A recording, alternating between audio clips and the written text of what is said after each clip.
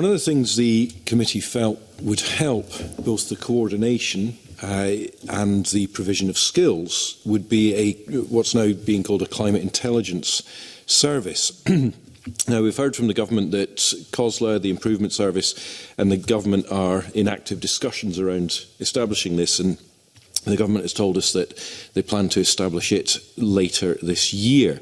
So, a series of questions around the Climate Intelligence Service. Are you in a position yet to tell us when that is likely to be operational, where it will be, and how local authorities will draw down on the facilities available? Yeah, the Climate Intelligence Service is quite an exciting piece of work, I think, Liam, and thanks for the question. We've actually got a report going to leaders on Friday to get their agreement to progress with that, because obviously there's a funding implication as well. Scottish Government have confirmed that they would fund 50% over the next few years towards the cost of setting that up. And I think what's exciting about it is that it will be done in conjunction with Edinburgh University and academics. And what we'll then be able to do is gather real data from all 32 authorities into a single space, and then we'll be able to really analyse that data and look at good shared practice and benchmarking, and we'll have a sort of one-stop shop for what needs to be done across Scotland. So I think it will be a really, really good piece of work.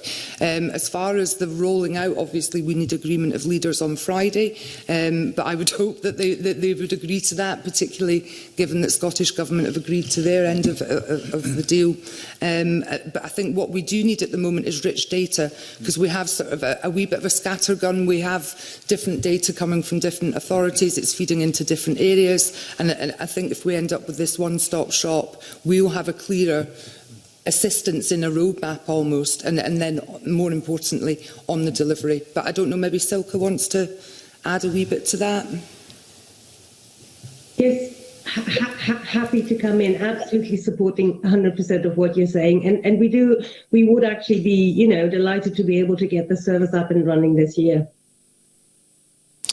I'm very grateful, Gail. You correctly predicted my follow-up question on cost. And you talked about the Scottish Government is funding 50% to the cost of setting up. So do we know yet how much it's going to cost to set up, what the ongoing running costs are? And you said the Scottish Government will fund 50%. So who's going to fund the other 50%, and who's going to fund the ongoing costs? Silke will have accurate costings in front of her. I don't have them in front of me, but from memory, it's the same amount per year. So this would be a part year, so it wouldn't be the full cost in this year. I think it's about 1.6 million per year, is it? I think for the first year, we're looking at around about the 1 million mark. And obviously that will take into account the setting up of the service. I think one of the key things that we're trying to do again is align the resources that exist in this space. So it's very much a co-production between stakeholders here and my colleagues at Edinburgh University, building on the Place-Based Climate Action Network, which was a research project that had resource behind it. The other thing that's playing into this space, I think, is the longevity of funding and stability. So at the moment we're talking about almost like a £1 million sort of setup scenario. But the question is, how do we build and prove the value of the service moving forward?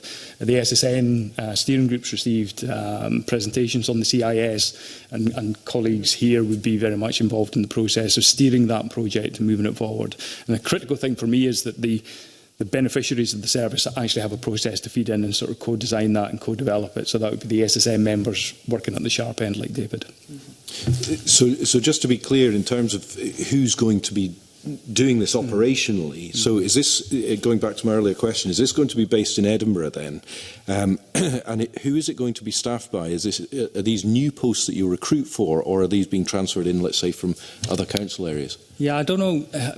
I'm partly looking at Silke, because Silke has been closer to the actual discussions about the proposal in terms of how it's going to be kind of put into operation.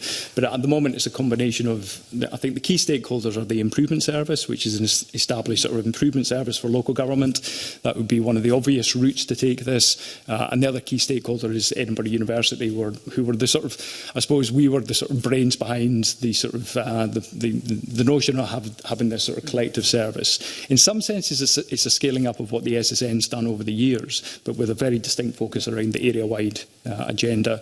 I think the thing that I'm aware of in terms of the committee's interest is how we translate from the data to the plans to the investment, and how do we get to that point of actually shifting the dial on delivery on the ground. So I think the project has to get up and running. We'll go through that whole process of establishing it, recruiting staff, security of employment, etc. That'll all play into it. But at the moment, I think it's looking like Edinburgh based with those key stakeholders.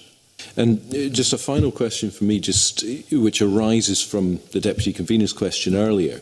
So the remit of the CIS will be, as it says, to help councils reach net zero and embed climate impact. But we've heard just now about the importance of the private capital to enable this. So do you anticipate the remit of the CIS actually being about helping to leverage private capital as well? I would think so. I think we need to get up and running in terms of looking at the data and planning, so we're clearer in terms of what we're looking at in terms of delivery across Scotland. But I think the ambition in terms of the stakeholders, including ourselves, is to take very much a systems approach to this challenge and not assume that we can do just data to the public sector and things will radically change. So I think it has to play into that. How do we actually shift the systems in this space, and opening up that conversation, I think, to the private sector, but also to the community sector. Mm-hmm. And we've heard from the Minister there is an investment at the community level. The SSM members in local government are looking at how do we actually make good value from the, I think it's 4.3 million going into community hubs. The last thing I would say about the CIS is there is a regional component to that. So your question about are all the staffs going to be based in Edinburgh, that's not the intention.